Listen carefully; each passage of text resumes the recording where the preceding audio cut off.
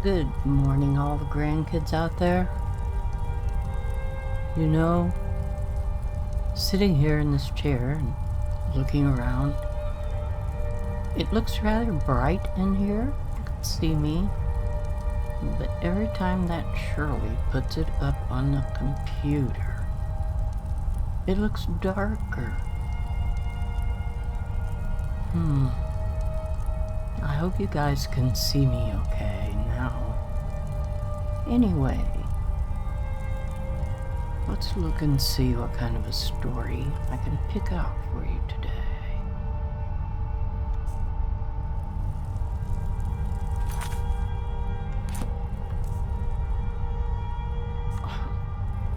Well, that is if I get to pick out any story.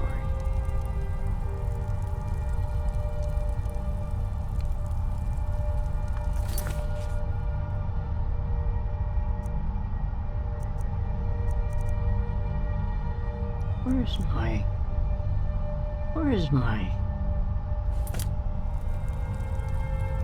page?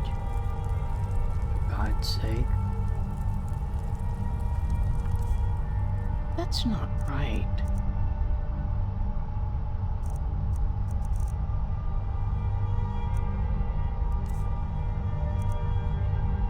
Something has changed.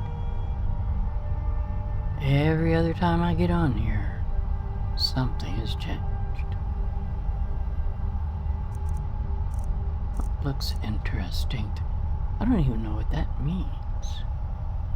Shamar Vamidium? What does that mean, guys?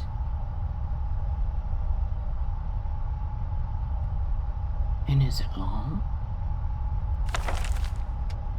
Ancient Tales of the Part 6? No, we don't.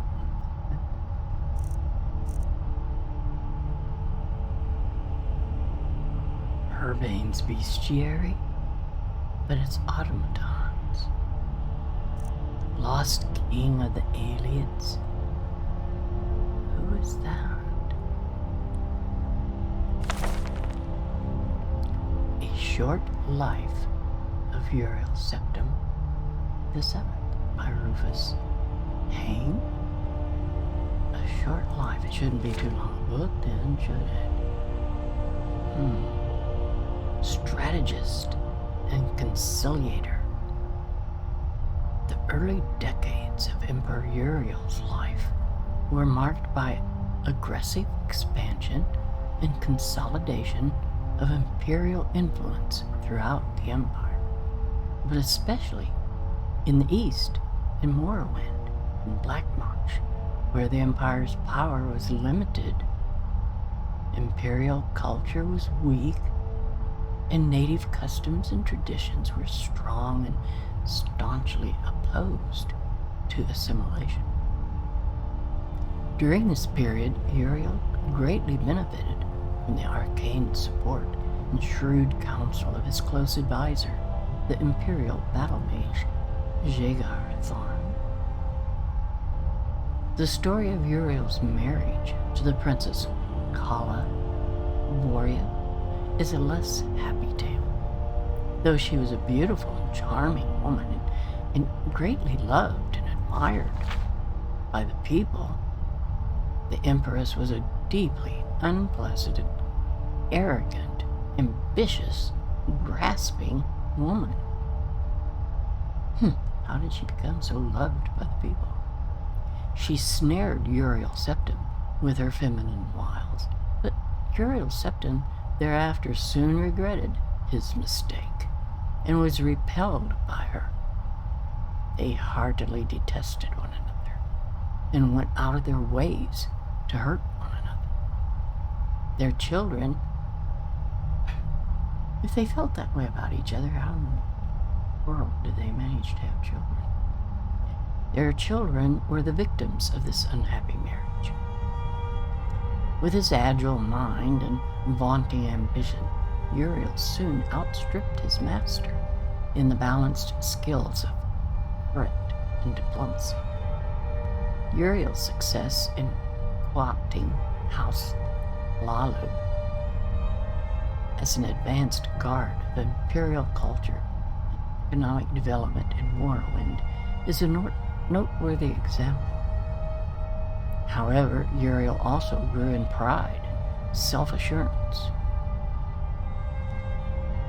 Jagar Tharn fed Uriel's pride, and hiding behind the mask of an outpaced former master counselor, Tharn purchased the complete trust that led finally to Uriel's betrayal and imprisonment in oblivion in Tharn's secret usurpation of the imperial throne. Betrayed and imprisoned. Little is known of Uriel's experience while trapped in oblivion. He says he remembers nothing but an endless sequence of waking and sleepy nightmares. He says he believed himself to be dreaming and had no notion of passage of time. Publicly, he long claimed to have no memory of the dreams and nightmares of his imprisonment. But from time to time, during the interviews with the emperor that formed the basis of this biography, he would relate details of nightmares that he had and would describe them as similar to the nightmares he had when he was imprisoned in oblivion. He seemed not so much unwilling as incapable of describing this experience. But it is clear that the experience changed him. In the third era of 389, he was a young man full of pride, energy, and ambitions. During the Restoration, after his rescue and return to the throne, he was an old man, grave, patient, and cautious. He also became conservative and pessimistic, where the policies of his early life were markedly bold, even rash.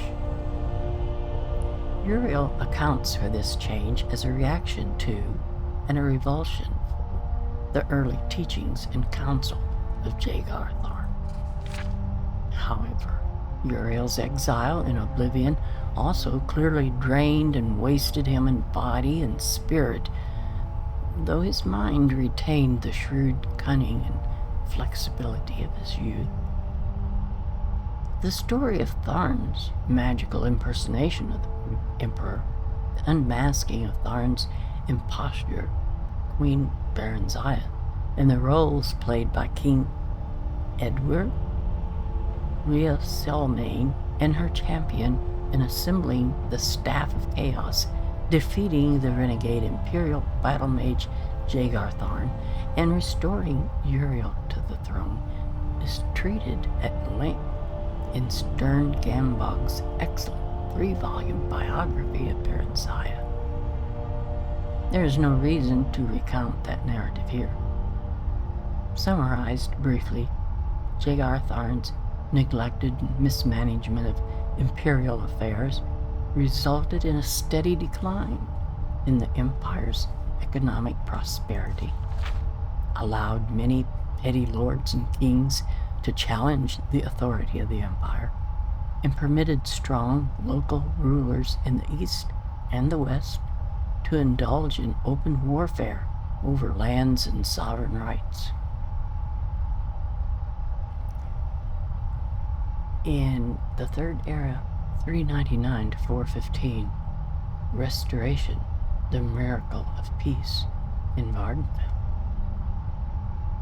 During the Restoration, Uriel Septim turned from the aggressive campaign of military intimidation and diplomatic accommodation of his earlier years and relied instead on clandestine manipulation of affairs behind the scenes, primarily through the agencies of the various branches of the Blades.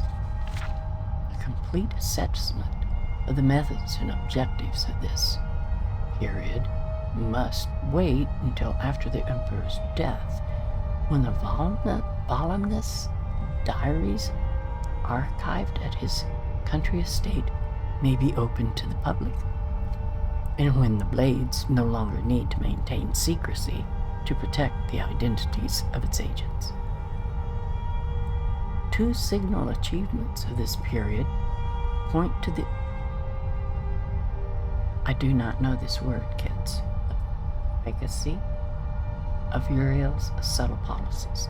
One, the miracle of peace, also popularly known as the Warp in the West, that transformed the Iliac Bay region from an unruly assortment of warring, petty kingdoms into the well-ordered and peaceful modern counties of Hammerfell, Sentinel, Wayrest, and Orsinium, and colonization of Ardenfell, presided over by the skillful machinations of King Helseth of Morrowind and Lady Baronzaya, the Queen Mother, which brought Morrowind more closely into the sphere of imperial influence. In the Third Era, 415 to 430, the Golden Peace, King Helseth's court in the Nine in the East, following the miracle of peace, best described in Per Vitterson's Daggerfall, A Modern History. The empire entered a period of peace and prosperity comparable to the early years of Uriel's reign. With the imperial heartland in West solidly integrated into the empire, Uriel was able to turn his full attention to the east, to Morrowind. Exploiting conflicts at the heart of Morrowind's monolithic tribunal, religion, and the long-established Great House system of government, and taking advantage of the terrible threat that the corrupted divine beings at the heart of the tribunal religion presented to the growing colonies on Vardenfell, Uriel worked through shadowy agents of the Blades and through the court of King Helseth in Mournhold to shift the center of political power in Morrowind from the Great House councils to Helseth's court, and took advantage of the collapse of the Orthodox tribunal cults to establish the Nine Divines as the dominant faiths in Hlaalu and Vardenfell districts. Whoops, sorry.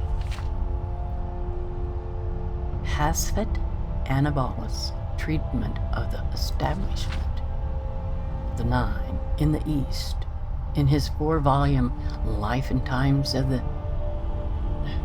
Neverine is comprehensive. However, he fails to resolve the central mystery of this period. How much did Uriel know about the prophecies of the Neverine? Or Nerevarin, I don't know what that is. And how did he learn of their significance? The definitive resolution of this and other mysteries must await the future release of the Emperor's private papers, or a relenting of the Blades' strict policies of secrecy concerning their agents. That's the end of that book. Is there a sequel to it? This should go on to tell us a little bit more about the Blades, I would think.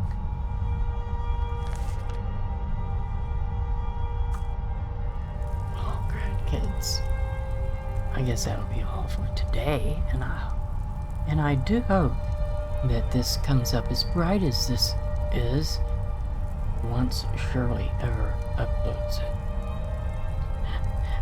Good luck seeing this, grandkids.